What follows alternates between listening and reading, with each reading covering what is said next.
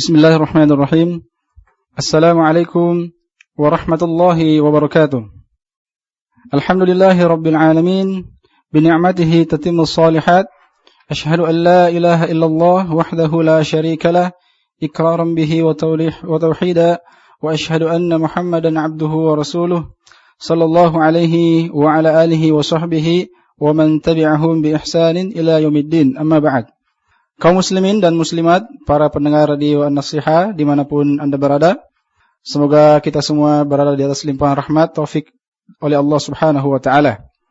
Alhamdulillah, kita kembali bersyukur dan memuji kepada Allah subhanahu wa ta'ala, karena pada hari ini merupakan hari ke-9 bulan Ramadan, yang juga merupakan pertemuan kita yang ke-9 dalam kajian interaktif Ramadan, Siraman Hikmah menjelang buka puasa bersama Al-Ustaz Dzulqarnain bin Muhammad Sunusi hafizahullah. Dan alhamdulillah Al-Ustaz telah hadir di tengah-tengah kita, dan insyaallah untuk hari ini akan mengangkat tema tentang ketentuan doa mustajab. Jadi kami ulangi bahwa tema hari ini ketentuan doa mustajab. Baik pendengar sekalian, mari kita bersama-sama mendengarkan tausiah oleh Al-Ustaz, kepadanya kami persilahkan. Bismillahirrahmanirrahim. Alhamdulillahi hamdan yaliku bi jalalihi wa 'azamatihi. Wa asyhadu an la ilaha illallah wahdahu la syarika lah fi rububiyyatihi wa uluhiyyatihi wa asma'ihi wa sifatihi. Wa asyhadu anna Muhammadan abduhu wa rasuluh khairu bariyatihi. Sallallahu alaihi wa ala alihi wa sahabatihi wa sallama tasliman katsiran, amma ba'd. Kaum muslimin dan muslimat, para pendengar yang saya hormati dan saya muliakan, kita masih membicarakan tentang bulan Ramadan sebagai bulan berdoa. Yang telah kita bahas pada pertemuan yang telah lalu, keterkaitan erat bulan Ramadan, doa dengan ibadah-ibadah di bulan Ramadan. Dan juga telah kita jelaskan dari keutamaan dan keagungan doa tersebut. Maka di kesempatan ini, bagi siapa yang ingin berdoa kepada Allah Subhanahu wa ta'ala dan diharapkan doanya dikabulkan, maka ada ketentuan-ketentuan yang harus diketahui, perkara-perkara yang mesti diperhatikan oleh seorang yang berdoa, yang menadahkan tangannya kepada Allah Subhanahu wa ta'ala, mengharapkan agar doanya dikabulkan.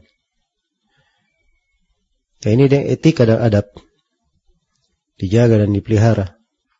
Iya, kalau kita di tengah makhluk ada etika dan adab, berbicara kepada orang tua, kepada orang-orang yang di atas kita, kepada atasan kita dan sebagainya, diperlakukan di tengah manusia etika dan adab. Dan itu adalah hal yang wajar dari tabiat manusia. Dan dimaklumi bahwa Allah Subhanahu wa ta'ala maha agung dan maha besar. Walahul mathalul a'la, dan miliknya lah segala perumpamaan yang maha tinggi. Dan Allah telah mewajari kepada kita semua etika-etika dan ketentuan serta adab-adab di dalam berdoa. Etika dan adab inilah yang dibahasakan oleh para ulama sebagai syarat-syarat doa mustajabah. Syarat doa yang dikabulkan oleh Allah Subhanahu wa ta'ala. Dari etika tersebut dan syarat ketentuan doa yang mustajabah, yang pertama adalah seorang yang berdoa, dia selalu menyadari bahwa hanya Allah yang mampu menjawab doanya. Tidak ada yang bisa memberi manfaat untuknya kecuali Allah, dan tidak ada yang mampu menolak kejelekan darinya kecuali Allah. Keyakinan harus ada pada diri orang yang berdoa. Allah berfirman, "Amma yujibul muttarra idza da'ah wa yakshifus su'." Siapakah yang mampu menjawab doa orang yang terdesak apabila dia berdoa, demikian pula menyingkap kejelekan? Ini pertanyaan yang mengandung pengingkaran. Yang maknanya bahwa Allah menegaskan tidak ada yang mampu menjawab doa orang yang terdesak, menyingkap kejelekan, kecuali hanya Allah Subhanahu wa ta'ala. Kemudian dari etika doa adalah dia tidak berdoa kecuali hanya kepada Allah.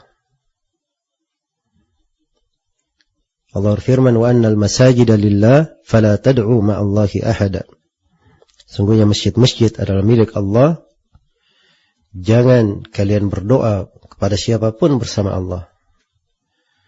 Dan kepada Ibnu Abbas radhiyallahu taala anhu dalam hadits riwayat Ahmad dan Tirmidzi, Rasulullah sallallahu alaihi wasallam berwasiat, "Wa idza sa'alta fas'alillah, wa idza ista'anta fasta'in billah." Apabila engkau meminta, maka mintalah kepada Allah. Apabila engkau mohon pertolongan, maka mohonlah pertolongan kepada Allah. Iya. Kemudian dari syarat doa itu, hendaknya seorang yang berdoa dia bertawassul kepada Allah dengan tawassul yang disyariatkan. Iya. Saya tegaskan dengan tawassul yang disyariatkan. Sebab ada bentuk-bentuk tawassul tidak disyariatkan. Bahkan itu adalah kesyirikan dan berjalan di tengah manusia berdoa. Seperti dia berdoa kepada penghuni kubur, mendatangi tempat-tempat yang dikeramatkan dan sebagainya dari hal-hal yang merupakan kesyirikan. Adapun tawassul yang disyariatkan ada beberapa hal. Yang pertama adalah dia bertawassul dengan menyebut nama dari nama-nama Allah. Iya. Dia sebut nama yang mencocoki doanya, yang sepantasnya. Dia memohon rahmat dan pengampunan, dia berkata, Allahumma ya Rahman, ya Rahim, irhamni, ya Ghaffar, ya Ghafur, ighfirli. Ya Allah yang Maha Rahman, Maha Rahim, yang Maha merahmati, mengasihi, rahmatilah saya. Ya Allah yang Maha mengampuni, ampunilah saya. Ya Karim, akrimni. Ya Allah yang Maha mulia, muliakanlah saya. Dan sebagainya. Ya, dia meminta rezeki. Ya Razzaq, ya Karim, ya Wasi'. Ya Allah yang Maha memberi rezeki, yang Maha dermawan, yang Maha luas pemberiannya. Dia sebut dari nama-nama Allah yang mencocoki doanya. Ini adalah penerapan terhadap perintah Allah, walillahil asma'ul husna fad'uhu biha. Hanya milik Allah nama-nama al-husna itu, maka berdoalah kalian dengannya. Juga dari tawassul, dia boleh bertawassul dengan amalan salih. Ya, disebutkan amalan salihnya. Ya, misalnya dia berkata, Allahumma inni as'aluka biimani bika. Ya Allah, saya meminta kepadamu karena keimananku kepadamu. Atau karena bimahabbati laka, karena saya cinta kepadamu. Wabittiba'i li rasulika, karena saya mencintai rasulmu. Ini adalah hal yang baik. Karena itu dicontohkan di dalam Al-Quran beberapa doa. Alladzina yaquluna rabbana innana amanna faghfir lana dhunubana wa qina adzabannar. Orang-orang yang berkata, wahai Rabb kami, sungguhnya kami telah beriman, maka ampunilah dosa kami dan jagalah kami dari api neraka. Dan di ayat yang lain, Rabbana innana sami'na munadiyan yunadi lil imani an aminu bi rabbikum fa amanna faghfir lana dhunubana. Wahai Rabb kami, sungguhnya kami mendengar orang yang memanggil dengan keimanan, oh berimanlah kalian kepada Rabb kalian, maka kami beriman, karena itu ampunilah dosa-dosa kami. Iya. Dan dimaklumi kisah 3 orang yang terkurung di gua oleh batu besar, dan mereka bisa lolos keluar. Iya. Karena tiga orang ini semuanya berdoa kepada Allah, bertawassul dengan menyebut amalan salih yang paling mereka harapkan. Iya. Demikian pula boleh dia tawassul kepada Allah dengan doa seorang yang salih, yang hidup, hadir dan dia mampu. Ketentuannya seorang yang salih, hidup, hadir dan dia mampu. Karena Nabi SAW, iya, atau di dalam hadits disebutkan kisah Al-Arabi yang mendatangi Nabi dan Nabi sedang berkhutbah Jumat. Maka Arabi minta kepada Nabi supaya berdoa kepada Allah. Dan juga telah syah tawassul para sahabat dengan doa paman Rasulullah Al-Abbas bin Abdul Muttalib. Demikian pula Muawiyah radhiyallahu taala anhu bertawassul dengan doa Yazid ibn Aswad Al-Jurashi, seorang yang salih. Iya. Jadi itu ketentuannya, tidak seperti sebagian orang di masa ini. Naudzubillah, berbuat kesyirikan. Dia sebut nama guru-gurunya yang sudah meninggal, orang-orang yang sudah tidak hidup lagi, dia berdoa kepadanya. Dan ini adalah kesyirikan. Adapun kepada orang salih hidup, hadir, ya disyaratkan hadir. Sebagian orang ada gurunya masih hidup, tapi tidak hadir di sekitarnya. Dia berada di kota lain, dia menyebut nama gurunya. Dan ini bentuk dari kesyirikan, bukan dari tawassul yang disyariatkan. Kemudian dari etika berdoa, seorang tidak tergesa-gesa di dalam berdoa. Ya, jangan dia berkata saya sudah berdoa, tapi tidak dikabulkan untukku. Dan ini diantara sebab yang menghalangi diterimanya doa seorang hamba. Karena itu di dalam sebuah hadits yang diriwayatkan oleh Imam Al-Bukhari dan Imam Muslim, Rasulullah bersabda, "Yustajabu li ahadikum ma lam ya'jal." Yaqulu da'autu falam yustajab li. Akan dikabulkan untuk kalian doa itu sepanjang kalian tidak tergesa-gesa.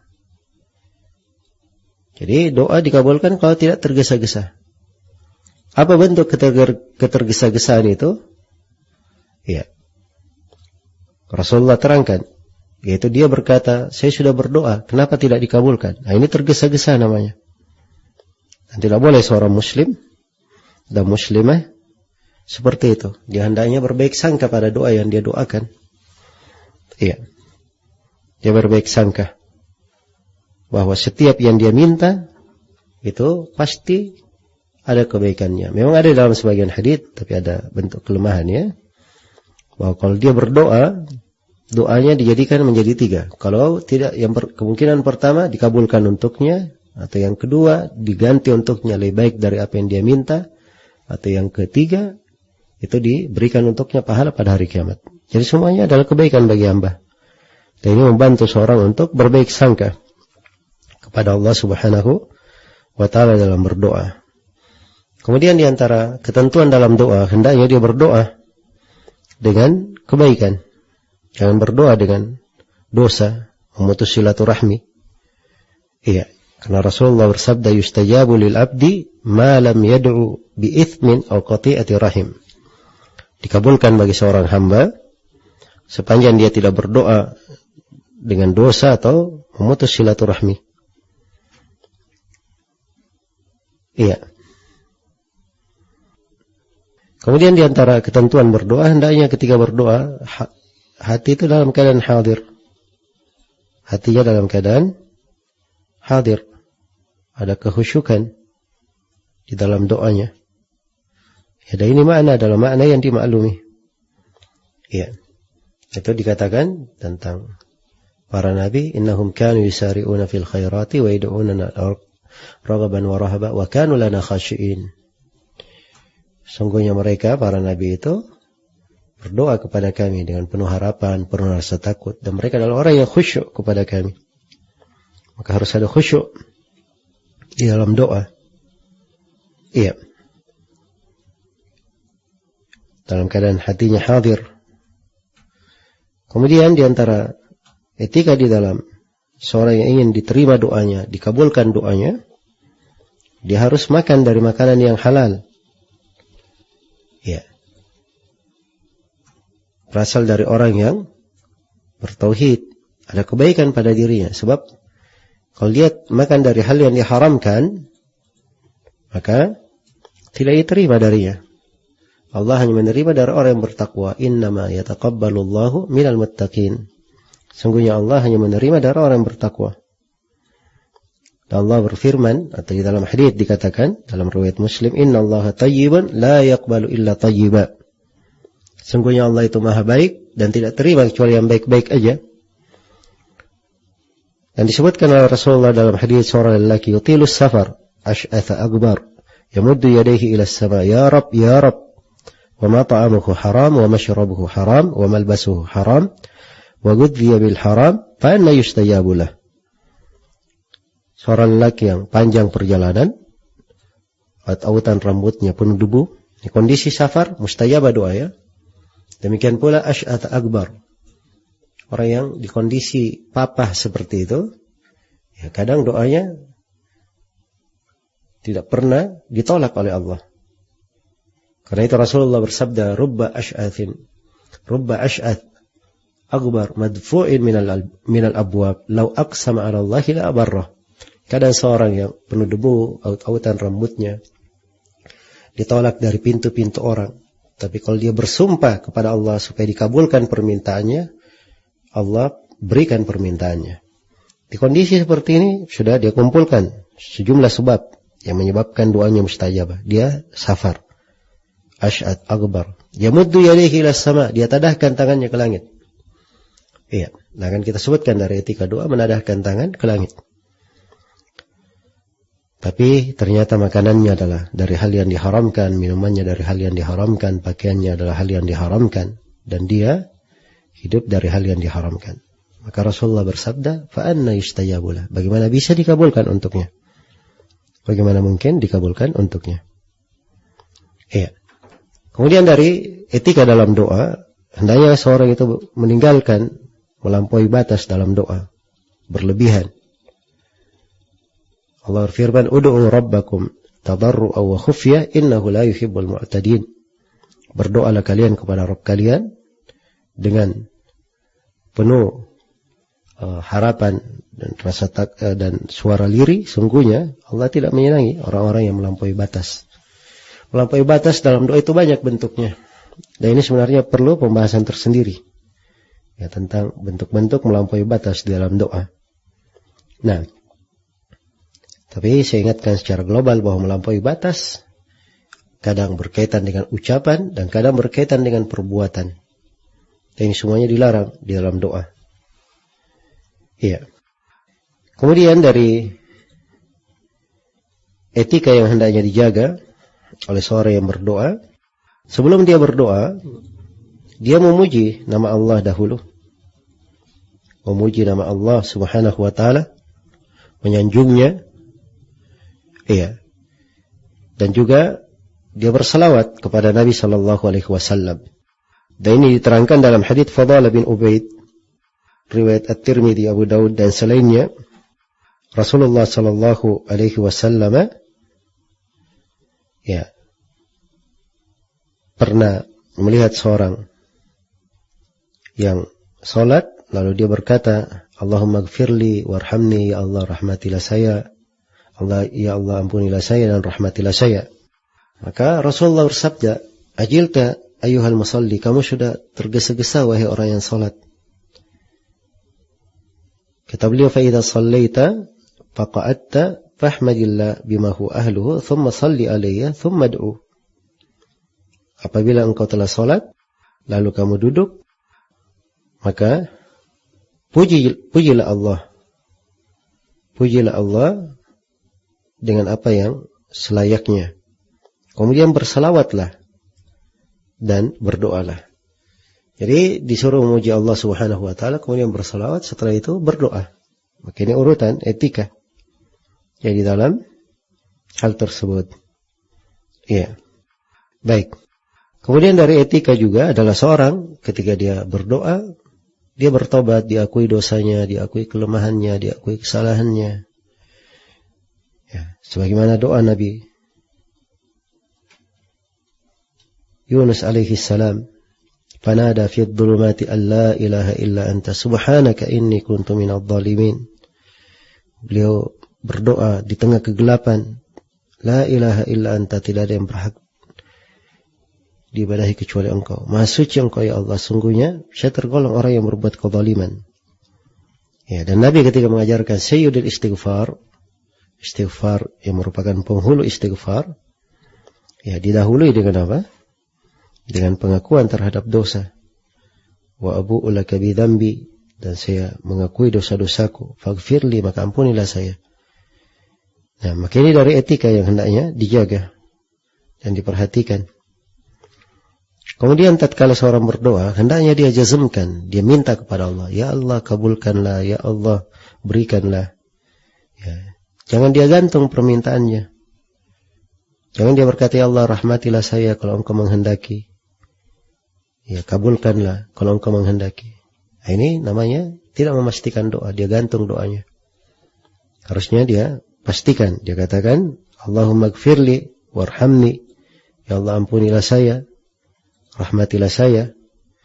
Iya. Kemudian dari etika di dalam doa, hendaknya dia ilhah, memohon kepada Allah dengan sangat, dengan lisannya maupun dengan keadaannya. Terlihat dari keadaannya orang yang betul-betul ingin dikasihani, ingin dikabulkan doanya. Iya. Ingin dikabulkan doanya. Kemudian dari etika juga di dalam berdoa, boleh dia ulangi doa itu 3 kali. Ya, dia ulangi doa tersebut 3 kali. Telah syahid di dalam Sahih Muslim, Rasulullah dikatakan, wa kana idza da'a thalathan. Dalam kalau beliau berdoa 3 kali.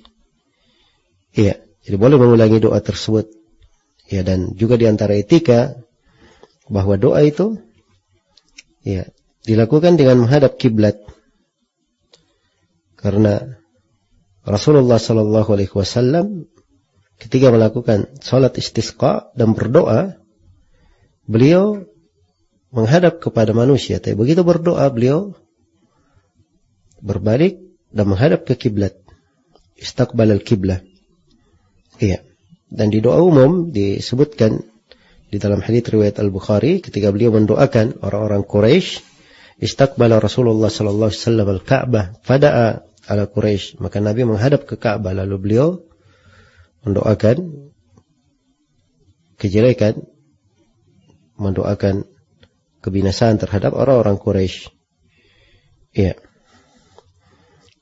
Kemudian juga di antara sebab mustajab adalah mengangkat doa, mengangkat tangan, kedua tangan. Sebab Nabi sallallahu alaihi wasallam melakukan hal tersebut, mengangkat kedua tangannya dalam berdoa dalam banyak keadaan. Dan beliau sendiri telah bersabda, "Inna rabbakum tabaraka wa ta'ala hayyun karim, yastahyi min 'abdihi idza rafa'a yadayhi ilaihi ay yaruddahuma sifra khaibataini." Sungguhnya Allah Rabb kalian tabaraka wa ta'ala Maha Pemalu dan Maha Pemurah. Allah malu dari hambanya apabila dia mengangkat kedua tangannya kepada Allah. Allah malu mengembalikan tangan itu dalam keadaan kosong, tidak membawa apa-apa. Iya, maka ini dari keutamaan doa mengangkat tangan. Tapi ini di doa umum, ya doa umum mengangkat tangan. Adapun kalau terkait dengan tempat, waktu, maka ini perlu dalil khusus kalau ingin mengangkat tangan. Karena itu tidak ada doa mengangkat tangan ketika masuk WC, ketika keluar rumah. Iya. Sebab itu tempat-tempat tidak ada dalilnya mengangkat tangan. Adapun mengangkat tangan ketika di sofa dan di marwah itu ada dalil pada saat umrah atau haji. Demikian pula ketika istisqa di hari Jumat, ya Nabi mengangkat tangan, maka itu ada dalil yang menunjukkan. Jadi kalau doa umum tidak ada masalah mengangkat tangan di doa umum. Kemudian juga dari etika dia berwudu sebelum berdoa. Ya. Sebab Nabi sallallahu alaihi wasallam dalam sebuah hadis yang diriwayatkan oleh Bukhari dan Muslim dari Abu Musa, ya, tatkala beliau selesai dari perang Hunain, dan waktu itu beliau ingin mendoakan ya seorang, maka beliau meminta air lalu berwudu, kemudian beliau mengangkat tangannya. Kemudian beliau berkata, Allahumma gfir li Ubaid bin Amir. Ya Allah ampunilah Ubaid bin Amir. Nah, maka ini beberapa sebab yang dengannya doa itu dikabulkan oleh Allah Subhanahu wa taala. Iya. Sudah belasan sebab saya sebutkan. Ya, dan untuk memudahkan mengingat ada 2 bait syair atau ada beberapa bait syair disebutkan dirangkai oleh Ibnu Jama'ah rahimahullahu taala tentang syarat-syarat doa mustajabah. Kata beliau, qalu syurutud du'ail mustajabi lana ashrun biha basyirid da'i bi iflahi.